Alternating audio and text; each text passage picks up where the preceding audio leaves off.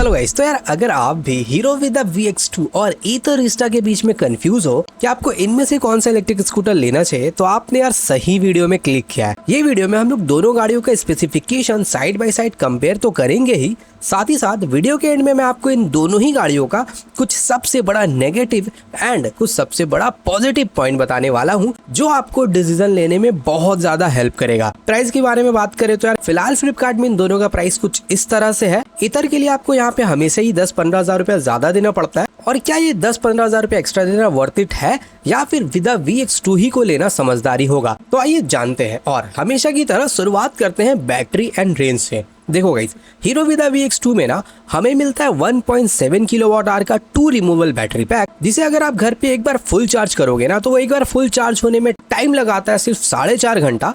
आपको एक एक करके बैटरी को चार्ज करना पड़ता है। ऐसा नहीं कि आप एक बार चार्ज लगाओ दोनों चार्ज हो जाएगा, नहीं।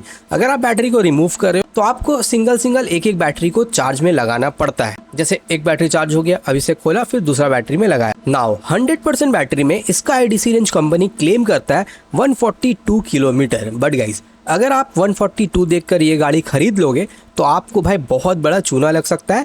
ये गाड़ी का जो ट्रू रेंज है ना, एज पर यूजर्स, वो है भाई सिर्फ 100 किलोमीटर। अगर आप इको एंड नॉर्मल मोड मिला के गाड़ी चलाते हो तो आपको 100 किलोमीटर यहाँ मिल जाएगा। सिर्फ इको में चलाते हो तो शायद 110 मिल जाए, और अगर सिर्फ नॉर्मल मोड में गाड़ी चलाओगे तो यहाँ आपको 90 किलोमीटर से ज्यादा का रेंज नहीं मिलने वाला है। और ये जो क्लेम है मैं ऐसे हवा में नहीं कर रहा हूँ। मेरे पास है भाई हीरो विदा का कम्युनिटी व्हाट्सएप ग्रुप, यहाँ पे बहुत सारे विदा यूजर्स हैं, और यहीं से मुझे अपडेट्स मिलता है जो मैं आप लोगों को पहुंचाता हूँ। नाउ अगर आपको भी ग्रुप में ज्वाइन होना है तो सिंपली आपको कमेंट में लिखना होगा ज्वाइन, लिंक आपको दे दिया जाएगा। अब आगे बढ़ते हैं। दूसरी तरफ ईथर रिस्टा एस में हमें मिलता है 2.9 किलोवाट का नॉन रिमूवेबल बैटरी पैक, जिसे अगर आप घर पे एक बार फुल चार्ज करोगे ना, तो वो चार्ज करने में लग जाएगा लगभग 7.5 घंटा। और भाई एक बार फुल चार्ज होके इसका जो IDC रेंज ईथर क्लेम करता है वो है 123 किलोमीटर। अमेजिंग बात यहाँ पर ये है कि एज पर रिस्टा यूजर्स उन्हें भी भाई 100+ का रेंज ही यहाँ पे मिल रहा है,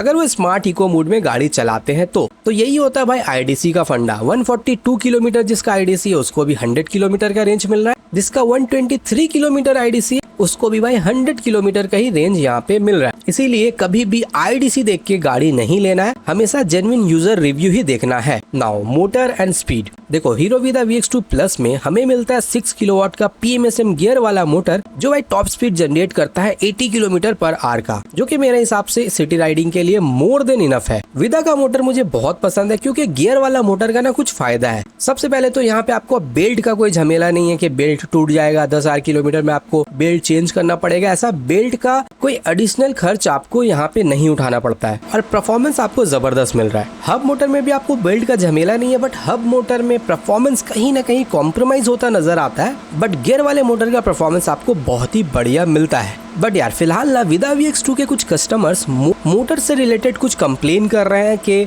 मोटर से नॉइज आ रहा है, और किसी का मोटर भाई इतना दिक्कत दे रहा है कि उसको सर्विस सेंटर लेके जाना पड़ रहा है। बट यस, सर्विस सेंटर वाले उस इशू को साथ साथ रिजॉल्व भी कर देते हैं। नाउ दूसरी तरफ ईथर रिस्टा में हमें मिलता है 4.3 किलोवाट का पिक पावर वाला BLDC बेल्ट ड्रिवन मोटर, जो कि वैसे तो बढ़िया होता है। मोटर खराब होने का वैसे कोई बड़ा कंप्लेन फिलहाल रिस्टा यूजर की तरफ से नहीं आया है, बट यस, यहाँ पे आपको बेल्ट टूटने का डर भाई हमेशा रहता है। जैसे ही गाड़ी आप 10,000 किलोमीटर चला लेते हो ना, आपका यार बेल्ट टूटने का डर जो है यहाँ पे आपके ऊपर मंडराते रहता है। ये एक बेल्ट ड्रिवन मोटर का बहुत बड़ा नेगेटिव पॉइंट है। मुझे ऐसा लगता है ईथर को भी अब ओला की तरह चेन ड्रिवन मोटर में शिफ्ट हो जाना चाहिए, बट यस, कॉस्ट नहीं बढ़ाना है, क्योंकि कॉस्ट ईथर का ऑलरेडी पूरे इंडस्ट्री में सबसे ज्यादा ही रहता है। नाउ डिस्प्ले एंड फीचर्स, देखो हीरो विदा VX2 प्लस में ना हमें मिलता है 4.3 इंच का कलर डिस्प्ले, जहाँ पे सारी बेसिक इन्फॉर्मेशन आपको देखने को मिलेगा। बहुत ज़्यादा फीचर्स आपको इस वाले वेरिएंट में नहीं मिलता है, बट यस, जो काम के फीचर्स है ना, जो आप डे टू डे लाइफ में यूज करते हो, जैसे 10x10 नेविगेशन हो गया, राइड एनालिटिक हो गया, क्रूज कंट्रोल हो गया, रिवर्स मूड हो गया, ये सारे हल्के फुल्के फीचर्स आपको इस गाड़ी में भाई मिल रहा है। बात करें इधर रिस्टा एस का, तो यहाँ पे हमें मिलता है 7 इंच का नॉन टच डिप व्यू वाला डिस्प्ले, जहाँ आपको odometer, trip meter, battery percentage जैसे बेसिक डिटेल्स देखने को मिल जाएगा। बहुत ज्यादा फीचर्स इस वाले वेरिएंट में भी ईथर का आपको नहीं मिलता है। अगर आप ईथर का प्रो पैक लेते भी हो ना, तो भी आपको call alerts, thief alert, push navigation, find my scooter जैसे ही कुछ ऐसे फीचर्स मिलेंगे जो यार मुझे नहीं लगता कि वर्थ इट है। बट एथर का प्रॉब्लम यहाँ पे ये है कि अगर आप प्रो पैक नहीं लेते हो ना, तो आपको भाई एथर एक्सटेंडेड वारंटी भी यहाँ नहीं लेने देता है। ये एक चीज एथर का मुझे बिल्कुल भी नहीं पसंद है कि अगर आपको एक्सटेंडेड वारंटी लेना है तो आपको यहाँ पे प्रो पैक लेना ही पड़ेगा।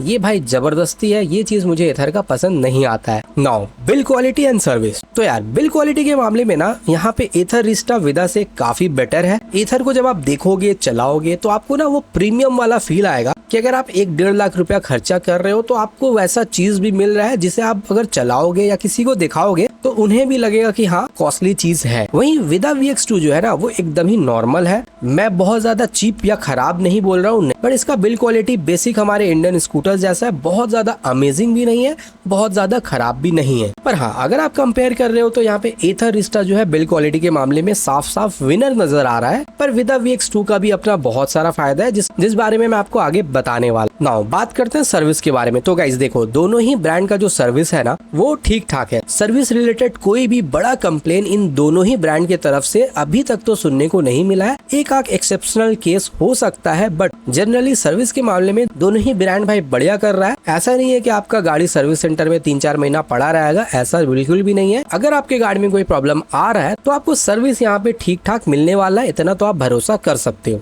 इसके अलावा भी कुछ चीजें हैं, जैसे यहाँ पे एथर रिस्टा में आपको 34 लीटर का बूट स्पेस मिलेगा, वहीं विदा VX2 प्लस में आपको 28 लीटर का बूट स्पेस मिलता है। नाउ अब ना इन दोनों ही गाड़ियों का मैं आपको कुछ पॉजिटिव एंड कुछ बड़े नेगेटिव पॉइंट्स के बारे में बताने वाला हूँ। तो एथर रिस्टा का जो सबसे बड़ा नेगेटिव पॉइंट मुझे लगता है ना वो ये लगता है कि एथर रिस्टा में ना आपको भाई USB चार्जिंग पोर्ट नहीं मिलता है। जी हाँ गाइस, आप 1 लाख से ऊपर का गाड़ी परचेस कर रहे हो बट आपको एक सिंपल सा USB पोर्ट फ्रंट में नहीं मिल रहा है। ऐसा नहीं है कि चार्जिंग के लिए एथर ने कुछ किया नहीं है, किया है। आपको अगर चार्ज करना है तो आपको डिक्की के अंदर पे मोबाइल या लैपटॉप चार्ज कर सकते हो, बट उसके लिए आपको एक अलग से एसेसरीज परचेस करना पड़ेगा जो भाई गाड़ी के साथ नहीं आता है। USB पोर्ट यार आजकल बहुत ज्यादा जरूरी हो गया है सभी के लिए, पर एथर में वो चीज आपको नहीं मिल रहा है। अब इस गाड़ी का पॉजिटिव पॉइंट के बारे में बात करें तो वो है इसका बिल्ड क्वालिटी। देखो, अगर आप 1,20,000 रुपया किसी गाड़ी के पीछे खर्च कर रहे हो ना, तो आपको इतना सुकून होना चाहिए कि यार ये गाड़ी मेरा 4, 5, 8, 10 साल आराम से ही चल जाएगा। और एथर लेने से आपको वो मेंटल पीस मिलता है, क्योंकि भाई एथर में यूज होता है एल्यूमिनियम चेसिस। दूसरा जो गाड़ी का बॉडी क्वालिटी है ना, जो प्लास्टिक मटेरियल यूज हुआ है, ये भी भाई बहुत ही बढ़िया क्वालिटी का प्रीमियम वाला फील देगा आपको अगर आप इसे चेक करोगे तो यार बिल क्वालिटी है एथर के लिए हमेशा से ही पॉजिटिव पॉइंट रहा है। नाउ बात करें विदा VX2 का नेगेटिव पॉइंट के बारे में, तो यार इस गाड़ी का जो सबसे बड़ा नेगेटिव पॉइंट है ना वो ये है कि आज के डेट में भी किसी को भाई इस गाड़ी में सेफ मोड वाला प्रॉब्लम आ रहा है। आज भी किसी कस्टमर का भाई सेफ मोड की वजह से बीच रास्ते में गाड़ी बंद हो रहा है। हाँ, विदा V1 और V2 से अगर आप कंपेयर करो तो विदा VX2 में ये प्रॉब्लम काफी कम है, बट खत्म नहीं हुआ है।